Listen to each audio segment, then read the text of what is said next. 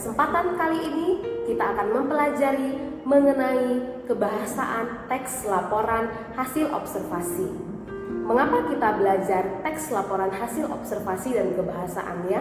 Ya, tentu saja untuk memperdalam dan dapat membedakan teks yang satu dengan teks yang lainnya. Selain itu, dari belajar teks laporan hasil observasi, siswa dapat mengamati dan tahu bagaimana cara untuk mengobservasi lebih pasti dan juga lebih ilmiah. Nah, kali ini mari perhatikan apa saja yang menjadi kebahasaan teks laporan hasil observasi. Ada 4 kebahasaan dari teks laporan hasil observasi. Yang pertama itu adalah adverbia, yang kedua adalah verba, yang ketiga ada adjektiva, dan yang keempat ada nomina. Nah, apa itu adverbia? Adverbia disebut juga dengan kata keterangan. Keterangan bisa menjadi keterangan tempat ataupun keterangan waktu. Nah, yang kedua ada verba atau kata kerja, di mana kata kerja ini terbagi menjadi 2 juga, yaitu kata kerja aktif dengan kata kerja pasif. Untuk adjektiva itu disebut juga dengan kata sifat.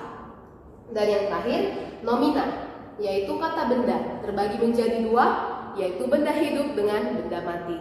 Saatnya kita akan mengklasifikasikan kata-kata untuk menempatkannya di verba, adjektiva ataupun nomina.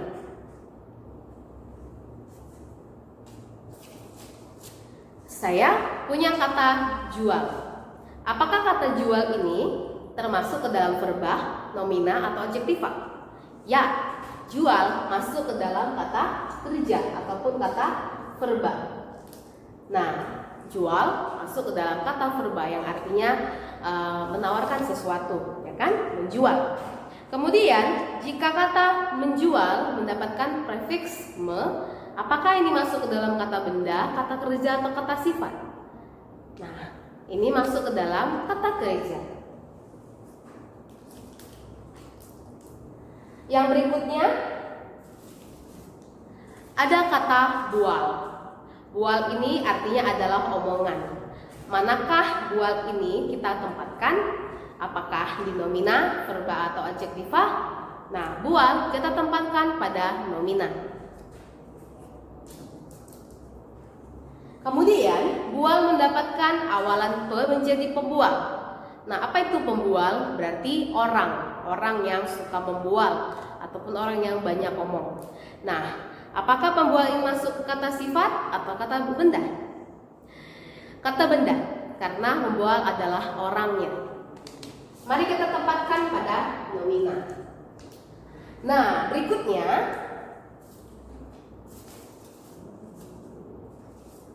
ada kata dibuang. Dibuang ini mendapatkan awalan di menjadi dibuang. Nah, tentu saja ini masuk ke dalam kata kerja. Nah, kata kerja aktif atau pasif? Ya, kata kerja pasif karena memiliki awalan di. Mari kita tempatkan pada verba. Lalu, saya juga punya kata baik. Nah, baik ini adalah kata sifat. Bagaimana dengan jika baik mendapatkan awalan dan akhiran menjadi kebaikan? Di manakah kita tempatkan ini? Tentu kita tempatkan baik pada adjektiva. Bagaimana dengan kebaikan? Nah, kebaikan kita tempatkan pada nomina. Mengapa? Baik adalah kata sifat. Kebaikan itu berubah menjadi kata benda, ya. Lalu bagaimana dengan kata uap, air, dan gas? Nah, untuk kata uap, air, dan gas tentu saja ini masuk kepada nomina, yaitu kata benda yang mati, bukan benda hidup. Mari kita tempatkan pada nomina. Lalu saya juga punya kata agama. Nah, agama, apakah ini masuk kata kerja, kata benda, atau kata sifat? Agama juga masuk ke dalam nomina ataupun kata benda. Kemudian saya juga punya kata penjual. Nah, apakah penjual ini masuk ke dalam kata kerja atau kata benda? Nah, tentu saja dia masuk ke dalam kata benda, ya. Coba kamu bandingkan antara kata jual, kemudian menjual dengan penjual. Jadi, setiap kata tergantung afiksnya ataupun imbuhannya, diberikan di awal di akhir atau tanpa afiks, ya. Seperti kata menjual dengan penjual. Menjual di sini menyatakan pekerjaan, tapi ketika penjual dia menyatakan orangnya. Baik, mari kita isi untuk yang adjektiva. Nah, tercantik itu adalah salah satu contoh adjektiva. Mari kita tempatkan pada adjektiva. Lalu sama juga dengan makna tertapan, juga termasuk adjektiva.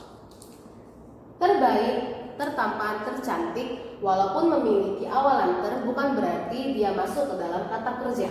Ya, jadi tergantung katanya. Bagaimana dengan kata kerja yang memiliki awalan ter?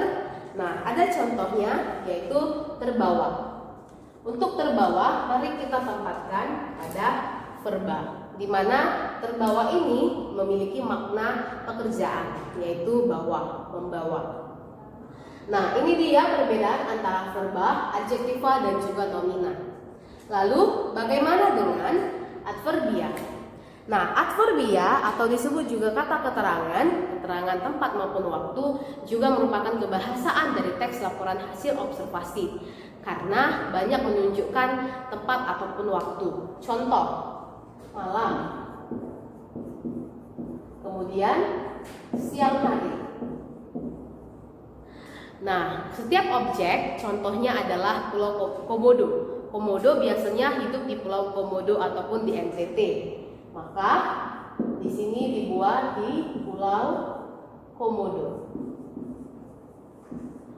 Bagaimana dengan tumbuhan kaktus? Tumbuhan kaktus biasanya banyak tumbuh di daerah tropis ataupun di padang gurun. Maka adverbia ataupun keterangan tempatnya adalah di padang gurun. Nah, jadi inilah keempat kebahasaan dari teks laporan hasil observasi, yaitu adverbia, verba, adjektiva, dan juga nomina. Nah, demikianlah pembelajaran kali ini. Semoga kamu bisa memahaminya. Terima kasih.